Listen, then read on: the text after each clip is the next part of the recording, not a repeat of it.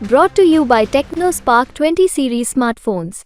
दो पुराने बहुत धुर विरोधी साथ में आ गए, संजीव बालियान और जयंत चौधरी, और एक और धुर विरोधी सामने खड़े हैं, हरिंद्र मलिक, जो कि दोनों के खिलाफ चुनाव लड़ते रहे, चाहे वो अजीत सिंह के खिलाफ की पॉलिटिक्स रही हो और वो चाहे संजीव बालियान के खिलाफ की पॉलिटिक्स रही हो। मुजफ्फरनगर में क्या हो रहा है? लोग कह रहे हैं कि सबसे ज्यादा खिचड़ी वहीं पक रही है, किसी को समझ नहीं आ रहा। देखिए, मुजफ्फरनगर में जब जाएंगे और बातें करेंगे तो आपको लगेगा कि कितना विरोध है संजीव बालियान का लोगों से। जब हमला हो गया प्रचार के दौरान के ऊपर, हमला हो गया प्रचार के दौरान, और संजीव बालियान के खिलाफ लोग बहुत चर्चा करते दिखेंगे भी। हरिंद्र मलिक के लिए अखिलेश यादव ने जिसे कहते हैं फुट डाउन करना, वो हरिंद्र मलिक के टिकट के लिए उन्होंने फुट डाउन किया, बोले कि हम लड़ेंगे, हरिंद्र मलिक ही लड़ेंगे। अगर जयंत चौधरी खुद लड़ते या उनकी पत्नी लड़ती तो शायद वो अपने को विड्रॉ करते, लेकिन अखिलेश उनके लिए लड़ गए और एक गठबंधन टूटने की वजह। लेकिन अगर आप देखें तो हरिंद्र मलिक जो हैं उनके बारे में है कि बहुत ही सरल सुलभ नेता हैं। वो किसी के साथ बातचीत करना, किसी के लिए काम करना, जब ये बात आती है तो एक ऐसा निकलता है कि ये पूरे इलाके में लोगों को अच्छे से जानते हैं, सबसे इनके संबंध हैं और सबके काम आते हैं। ये बात संजीव बालियान के साथ भी आती है, लेकिन संजीव बालियान थोड़ी अथॉरिटी से पॉलिटिक्स करने के लिए जाने जाते हैं। और जाटों में जो 10 साल की एक एंटी इनकम्बेंसी अगर आप देखें बीजेपी के खिलाफ, वो भी है। लेकिन इन सब के बावजूद आरएलडी का बीजेपी के साथ आ जाना, ये मुझे लगता है बड़ा एक एक्स फैक्टर है।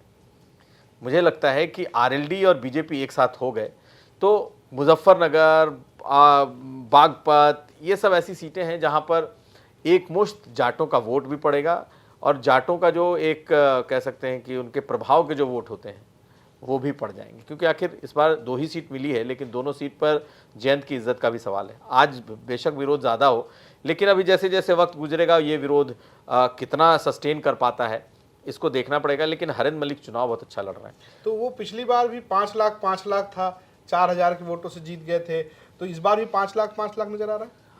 देखिए, लगता है कि देखिए पिछली बार 6500 या कुछ वोटों से हारे थे। हाँ। अजीत सिंह। इतना कांटे का मुकाबला है। थोड़ी नाराजगी ठाकुरों की, सैनियों की, और वो भी इसलिए थोड़े कश्यप में भी नाराजगी है।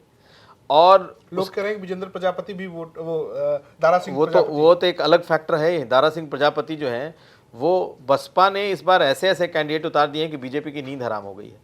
तो सबसे ज़्यादा अगर नुकसान अगर बीजेपी को वहाँ दिख रहा है तो बीएसपी कैंडिडेट का दिख रहा है। अच्छा, बीएसपी इस बात को लगातार कन्विंस कर रही है कि भाई अपना वोट मुसलमानों को कह रही है, वोट बर्बाद मत करो। अगर आप वोट दोगे बीजेपी जीत जाएगी, अगर आप मुझे वोट दोगे तो हम लड़ेंगे और हमारे जीतने की संभावना है। ये बातें अभी चूंकि रमज़ान चल रहा है तो ये छोटी छोटी बैठकों में आपको वहाँ पर लोग बात करें, लेकिन ईद के बाद इस पर बहुत सारी चीज़ें क्लियर होगी। इस बार बीजेपी के लिए सचमुच ये सीट इसलिए थोड़ी फंसी हुई है क्योंकि बीएसपी मजबूती से लड़ रही है, और अगर बीएसपी मजबूती से लड़ गई तो फिर समझ लीजिए कि ये फिर मुश्किल, क्योंकि पिछले चुनाव में दलितों का वोट, एक मुश्त वोट बीजेपी को गया था, आप देखेंगे। हाँ। तो जब बहुत जाट होता है ना, तो जो दलित हैं, जो दूसरी अति पिछड़ी जातियां हैं, वो फिर बीजेपी के साथ खड़ी हो जाती हैं। लेकिन इस बार इतना जयंत भी साथ, बीजेपी के भी जाट, तो कहीं ये बैकफायर ना कर जाए, इसकी भी एक बड़ी चिंता बीजेपी को है। लेकिन वहाँ की लड़ाई दिलचस्प है, इसमें कोई दो राय नहीं है। हरिंद्र मलिक अच्छा लड़ रहे हैं, हरिंद्र मलिक का बड़ा एक प्रभाव इस वक्त दिखाई दे रहा है। लेकिन जब मैंने बात की थी संजीव बालियान से, तो उन्होंने कहा कि 4 चुनाव वो हार चुके हैं, 5वां चुनाव लड़ रहे हैं। तो अगर उन्होंने संगीत सॉन्ग के बारे में भी कहा और राजपूत नाराज हैं, तो वो भी एक चर्चा तो है।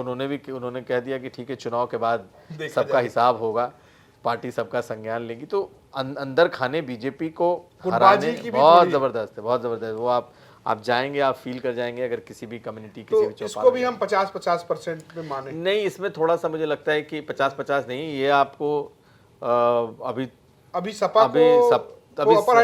सपा को अपर हैंड दीजिए, लेकिन इसमें बीजेपी भी थोड़ा ठीक कर रही है। और अगर बसपा अच्छा लड़ गई तो बीजेपी ऊपर हो जाएगी।